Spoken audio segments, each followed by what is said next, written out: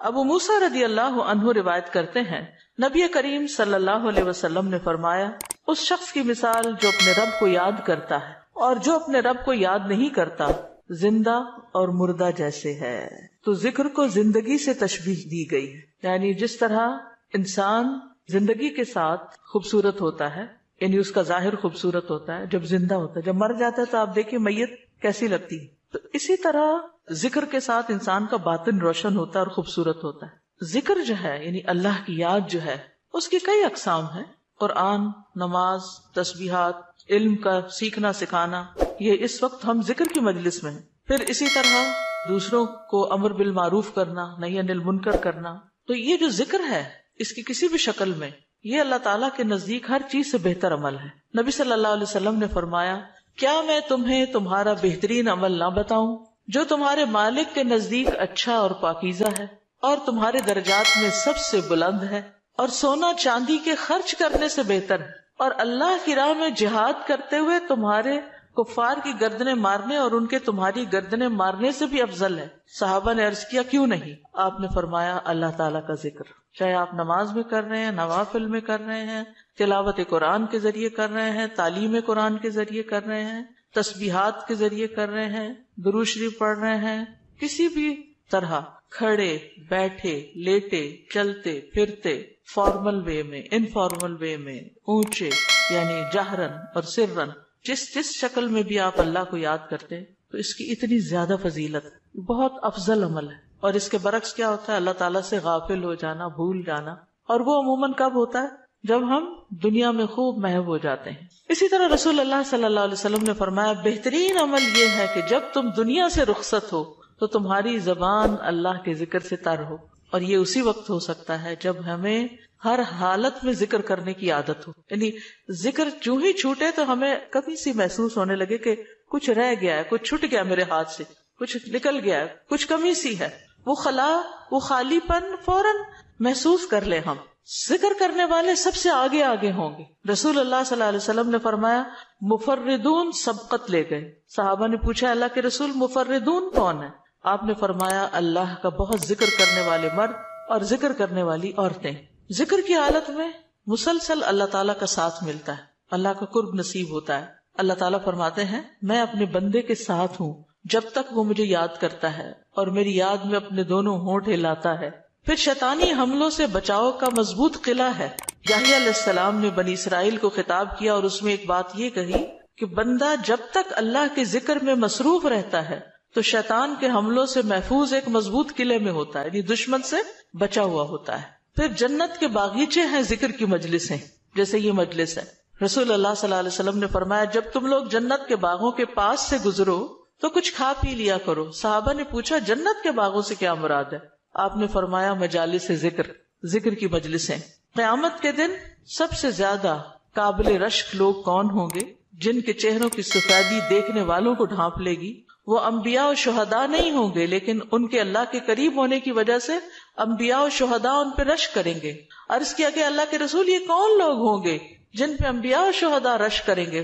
فرمایا یہ مختلف قبیلوں کا مجموعہ ہے، مختلف قبیلوں مختلف بیک گراؤنڈ سے آئے ہوئے لوگ ہیں جو اللہ کے ذکر پہ جمع ہوتے ہیں اور عمدہ کلام کو اس طرح چن چن کر لیتے ہیں جیسے کھجور کھانے والا عمدہ کھجوریں چن چن کے لیتا ہے. تو مجھے اس حدیث کو پڑھتے ہوئے آپ لوگوں کا خیال آتا ہے کہ علم کی مجلس میں سے جو اہم نکتے ہیں وہ آپ اپنے پاس محفوظ کرتے جاتے ہیں.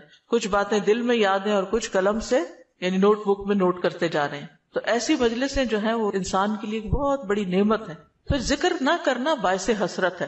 یاد رکھیے جب میں ذکر کا لفظ بولتی ہوں نا تو ذکر کی ساری اقسام ذہن میں لایا کریں، کیونکہ ہمارے ہاں ذکر صرف اللہ ہو کرنے کا نام بن گیا ہے. ذکر کی مجلس کیا ہے؟ جس میں سارے لوگ بیٹھ کے اندھیرا کر دیں اور پھر وہ اس انداز میں ذکر کریں کہ سارے ایک نعرے کی شکل میں اور مل کے کوئی آوازیں بلند کریں. صحابہ سے ایسے کوئی طریقے منقول نہیں ہیں. وہاں صحابہ کرام نبی صلی اللہ علیہ وسلم کی مجالس میں جو بیٹھ کے علم حاصل کرتے تھے اس کو بھی ذکر کی مجلس سمجھتے تھے اور ویسے بھی اکٹھے بیٹھ کر اللہ کو یاد کرتے تھے. جیسے مسجد نبی میں ایک دفعہ آپ تشریف لے گئے، 2 جماعتیں تھی، کچھ علم سکھا رہے تھے اور کچھ بیٹھ کے ویسے ہی تسبیحات پڑھ رہے تھے اپنی. تو آپ علم والوں کے پاس گئے تو یہ بھی ذکر کی مجلس ہوتی ہے، یعنی علم کا سیکھنا سکھانا، اور بیٹھ کے تسبیح پڑھتے رہنا، ذکر کرتے رہنا، جیسے آپ حرم میں بیٹھ کے کرتے ہیں، کسی مسجد میں بیٹھے ہوتے ہیں، اس کے لیے ضروری نہیں ہوتا کہ کوئی تسبیحات کرنے کے لیے باقاعدہ لوگوں کو دعوت دے کر کوئی ایسے حلقے اکٹھے کیے جائیں۔ ذکر نہ کرنا باعث حسرت ہے۔ نبی صلی اللہ علیہ وسلم نے فرمایا جو لوگ کسی جگہ پر مجلس کریں لیکن اس میں اللہ کا ذکر نہ کریں اور نبی صلی اللہ علیہ وسلم پر درود نہ بھیجیں تو وہ ان کے لیے قیامت کے دن باعث حسرت ہوگی۔ اگرچہ وہ اجر و ثواب کی بنیاد پر جنت میں داخل ہو جائیں گے لیکن انہیں حسرت ہوگی کہ ہم نے یہ وقت کیوں گنوا دیا۔ ذکر نہ کرنے والے بدترین مخلوق ہیں، بد نصیب لوگ ہیں۔ عامر ابن ابسہ سے روایت ہے، رسول اللہ صلی اللہ علیہ وسلم نے فرمایا جب بھی سورج چڑھتا ہے اللہ عز و جل کی ہر ایک مخلوق اللہ عز و جل کی تسبیح اور حمد و ثنا بیان کرتی، یعنی صبح ہوتے ہی ساری مخلوق ذکر میں لگ جاتی، لیکن شیطان اور اولاد آدم میں سے آتا قسم کے لوگ ذکر نہیں کرتے۔ تو میں نے بنی آدم میں آتا قسم کے لوگوں کے بارے میں سوال کیا، آپ نے فرمایا بدترین مخلوق، یا فرمایا اللہ کی مخلوق میں سے بدترین لوگ، یعنی آسمان و زمین، سورج چاند ستارے درخت شجر حجر ہر چیز ذکر میں مشغول ہے سوائے ان لوگوں کے جو سو کے وقت گزار رہے ہیں یا غفلت میں پڑے ہوئے ہیں۔ حدیث نمبر 42، دو محبوب کلمات۔ عن ابی ہریرہ رضی اللہ عنہ قال قال النبی صلی اللہ علیہ وسلم کلمتان حبیبتان الی الرحمن خفیفتان علی اللسان ثقیلتان فی المیزان سبحان اللہ وبحمدہ سبحان اللہ العظیم۔ کتاب التوحید۔ ابو ہریرہ رضی اللہ عنہ روایت کرتے ہیں نبی کریم صلی اللہ علیہ وسلم نے فرمایا دو کلمے رحمان کو بہت محبوب ہیں، زبان پر بہت ہلکے ہیں لیکن قیامت کے دن ترازو میں بہت بھاری ہوں گے۔ سبحان اللہ و بحمدہ سبحان اللہ العظیم۔ اللہ اپنی حمد کے ساتھ پاک ہے، اللہ پاک ہے جو بہت عظمت والا ہے۔ تو جیسے ہم جانتے ہیں کہ نفلی عبادت میں افضل عمل اللہ کا ذکر ہے، تو یہاں پر اس ذکر کی خاص شکل بتائی گئی کہ اللہ تعالیٰ کی حمد و ثنا اور پاکی بیان کرنا۔ سبحانہ کا مطلب کیا ہوتا ہے کہ وہ پاک ہے۔ تو جس کلام میں، جس ذکر میں اللہ تعالیٰ کی پاکی بیان کی جائے، تسبیح بیان کی جائے اور حمد و ثنا بیان کی جائے، وہ اللہ تعالیٰ کا چنا ہوا کلام ہے۔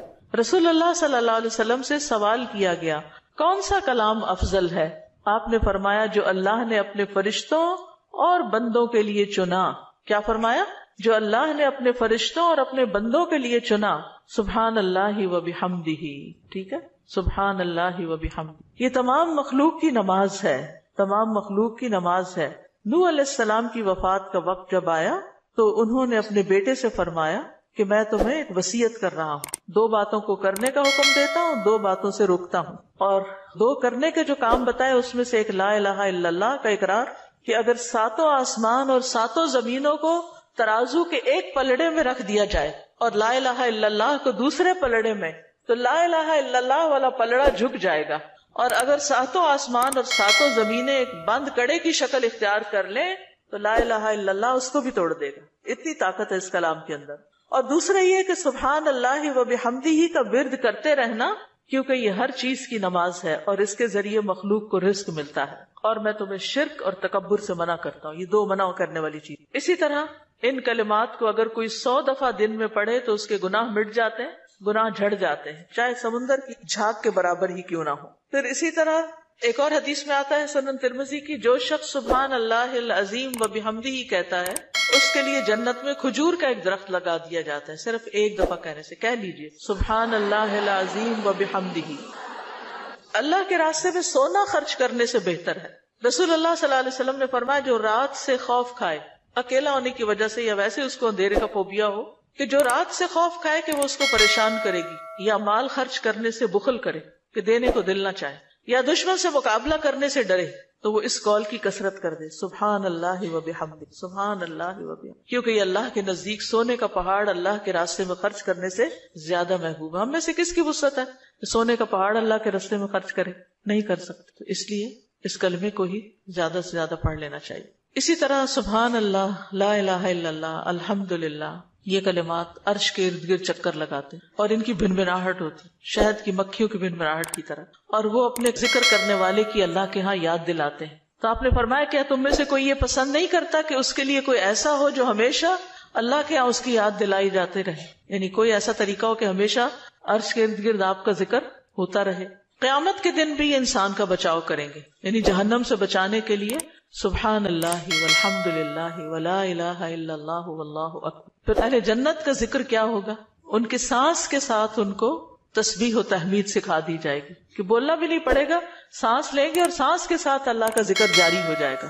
یہ جو احادیث نے بیان کی، یہ آپ کے پاس کارڈ ہونا چاہیے تسبیحات کی فضیلت والا، اس میں لکھی ہوئی ہے، دوسروں کے ساتھ بھی شیئر کریں اور خاص طور پہ بچوں کو ذکر کرنا سکھائیں. ان کے اندر بھی ایک کامنس آتی، ایک سکینت آتی ہے. ہم بعض اوقات یہ سوچتے ہیں یہ تو بچے ہی ہیں، ابتدائی عمر سے، چھوٹی عمر سے کہ چلو یہ پڑھو، انگلیوں پہ گنتے ہیں، اچھا تم نے کتنی دفعہ پڑھ لی، کتنے جنت میں درخت لگائے، تو آہستہ آہستہ ان کو عادت ہو جاتی. پھر ذکر کی ایک قسم اللہ کے نام پڑھنا، اللہ کے نام یاد کرنا. عن ابی ہریرہ ان رسول اللہ صلی اللہ علیہ وسلم قال ان للہ 99 اسما 100 الا واحدا من احصاها دخل الجنہ. کتاب التوحید. ابو ہریرہ رضی اللہ عنہ سے روایت ہے کہ رسول اللہ صلی اللہ علیہ وسلم نے فرمایا، بے شک اللہ کے 99 نام ہیں، 99، ایک کم 100. جو شخص ان سب کو محفوظ رکھے گا، یاد کر لے گا، وہ جنت میں داخل ہوگا. من احصاها، تو احصاء سے مراد ان کو گننا، ان کے معنی پہچاننا، ان کے تقاضے کے مطابق عمل کرنا. خالی لکھ کے یا جمع کر کے یاد کر لیا جائے اور مطلب ہی نہ پتا ہو اور اس کے مطابق عمل نہ ہو تو پھر یہ وعدہ نہیں پورا ہوتا. احصاء میں ہر چیز کا جمع ہو جانا ہے، یعنی اللہ تعالیٰ کے ناموں کی حدود کی حفاظت کرنا، ان کو پہچاننا، ان کا معنی جاننا، ان کی فضیلت جاننا، کہاں پڑھنا ہے. امام ابن قیم کہتے ہیں کہ اللہ کے اسماء کو گن کر محفوظ کرنے کے کچھ مراتب ہیں. بندہ جب ان ناموں کو یاد کر لیتا ہے تو وہ جنت میں داخل ہو جاتا ہے اور یہی اس کی سعادت اور نجات اور فلاح کا مرکز ہے. وہ کہتے ہیں پہلا مرتبہ ان کے الفاظ کو گننا اور شمار کرنا، دوسرا مرتبہ ان کے معنی اور مدلول کو سمجھنا، تیسرا مرتبہ ان کے ساتھ دعا مانگنا. قرآن میں آتا نا وَلِلَّهِ الْأَسْمَاءُ الْحُسْنَى فَادْعُوهُ بِهَا، اور اللہ ہی کے لیے ہیں اچھے اچھے نام، بس تم اس کو ان کے ساتھ پکارو، اللہ کے نام لے کے، جیسے یا حی یا قیوم، یا اللہ، یا رب، یا رحمان، یا رحیم، یا کریم، یا ذی الجلال والاکرام، اور باقی بھی اسی طرح. پھر ہے دعا مانگنے کے 2 مرتبے ہیں. نمبر 1 دعا العبادہ، یعنی اللہ کی تعریف ان ناموں کے ساتھ کرنا. ہمارا رب رحیم ہے، کریم ہے، تو یہ تعریف عبادت کی دعا ہوتی ہے، دعا العبادہ کہتے ہیں اس کو. اور دوسرا ہے دعا المسئلہ، طلب اور مانگنے کی دعا، کہ ان ناموں کے ساتھ پکار کے اللہ کو پھر سوال کرنا.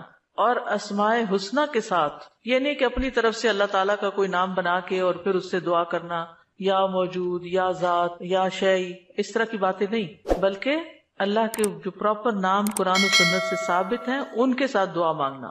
تو یاد رکھیے کہ اللہ کی پہچان یہ علم کا پہلا مرتبہ ہے. سب سے پہلے جس کو جاننا چاہیے، جس کے بارے میں ہمیں معلوم ہونا چاہیے کہ وہ کون ہے، وہ اللہ رب العزت. فَاعْلَمْ أَنَّهُ لَا إِلَٰهَ إِلَّا هُوَ، جان لو کہ اللہ کے سوا کوئی الہ نہیں. یہ علم ہر ایک پر فرض ہے کہ ہمارا خالق کون ہے، ہمارا مالک کون ہے، ہمارا رازق کون ہے، ہمارا معبود کون ہے، ہماری مشکل کشا کون ہے، ہمارا حاجت روا کون ہے، اور جو بھی اللہ تعالیٰ کے باقی نام ہے، پہچان.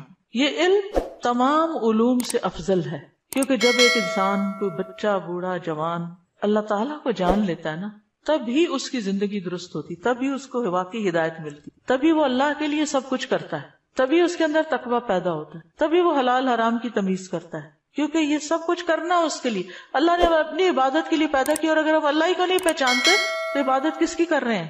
تو پہلا کام اللہ کی پہچان ہے، اللہ کی معرفت، خود بھی اور اپنی آل اولاد کو بھی اور اپنے آس پاس کے لوگوں. اور اللہ کی پہچان کے لیے اللہ کے ناموں کا علم حاصل کرنا ضروری. پھر اس سے ایمان میں بھی اضافہ ہوتا ہے. جتنا جتنا آپ اللہ کو زیادہ جانتے چلے جاتے ہیں اتنا اتنا آپ کا ایمان بڑھتا ہے. اسی لیے اس کو اشرف العلوم کہا گیا ہے کہ تمام علوم کا سردار ہے یہ. پھر اسی طرح اللہ تعالیٰ کے ناموں کو پڑھنے، یاد کرنے، جاننے، سمجھنے کے بارے میں کچھ اصول و قواعد ہیں. اس میں پہلی بات یہ کہ اللہ کے تمام نام توقیفی ہیں، اس میں عقل کی کوئی گنجائش نہیں، یعنی بذریعہ وحی معلوم ہوئے. ہم اپنے پسند سے اللہ کا کوئی نام نہیں رکھ سکتے. یعنی آپ یہ نہیں کہہ سکتے کہ مجھے اللہ سے بڑی محبت ہے تو میرا دل چاہتا ہے میں اللہ تعالیٰ کا یہ نام رکھ دوں, خود سے کیوں رکھ دوں, یہ نہیں کر سکتے آپ.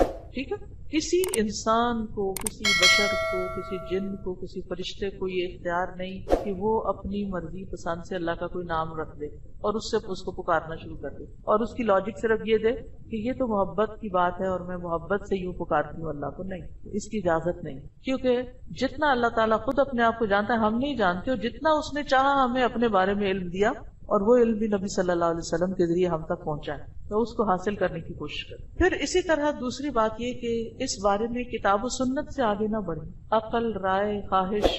امام احمد کہتے ہیں اللہ کی صفت نہیں بیان کی جائے گی مگر وہی جو خود اس نے اپنی ذات کی بیان فرمائی ہے یا رسول اللہ صلی اللہ علیہ وسلم نے بیان کی ہے. ہم قرآن و سنت سے آگے نہیں بڑھیں گے, خود یا کسی عالم یا کسی اور انسان کے بتائے ہوئے نام کے مطابق نہیں کام کریں گے. پھر اگلی بات یہ کہ اللہ کے ناموں میں الحاد سے بچنا چاہیے. الحاد سے, الحاد کا مطلب کیا ہے؟ سیدھے رستے سے ہٹ جانا. لحد ہوتی ہے نا وہ قبر جو بغلی قبر ہوتی ہے, نیچے گڑھا کھودتے کھودتے سائڈ پہ قبر کھودنا شروع کر دیں. تو اس کی بہت سی صورتیں ہو سکتی, جیسے اللہ کے کسی نام کا انکار کر دیا جائے, یا نام جن صفات پر دلالت کر رہے ہیں ان کا انکار کر دیا جائے, جیسے امت میں کچھ ایسے فرقے گزرے ہیں کہ جو یہ کام کرتے رہے ہیں. پھر اسی طرح بغیر تحریف, تعطیل, تکییف اور تمثیل کے اسماء و صفات پر ایمان لانا ضروری. تحریف یعنی خود تبدیلی کرنا, تعطیل یعنی کسی صفت کو معطل کر دینا, تکییف کسی کیفیت کو بتانا, تمثیل یعنی مثال بیان کرنا, ان چیزوں سے بچنا چاہیے. پھر ایک اہم بات یہ بھی یاد رکھیے کہ 99 تو ہمیں بتایا گیا کہ اتنے تو کم از کم یاد